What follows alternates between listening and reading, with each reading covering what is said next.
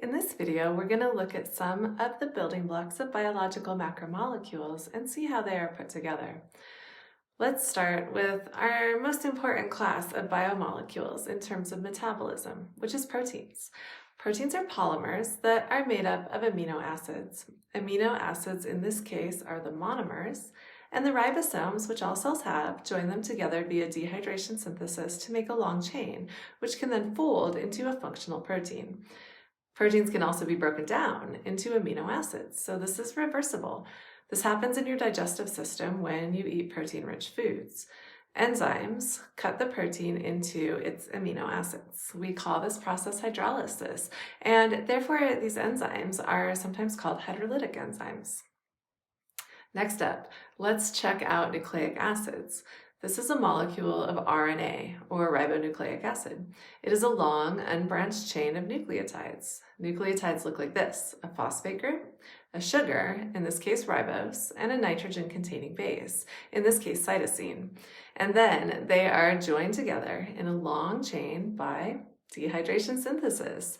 If the strand of RNA needs to be broken down, this is again done by the process of hydrolysis. Next up, this is a monosaccharide, which means single sugar. And this monosaccharide is glucose. Glucose can be hooked together with other glucose molecules via dehydration synthesis to make starch or glycogen. In this case, starch or glycogen is the polymer. We'll call it a polysaccharide to be more specific, which means many sugars. Animals like you store glucose in the form of glycogen in your muscles and your liver. And when you need to use glucose, you can use hydrolysis to break glycogen down into its monomers, which are glucose, which you can then use to produce ATP. Hopefully these examples demonstrate making polymers from monomers. We build the big molecules via dehydration and break them down via hydrolysis.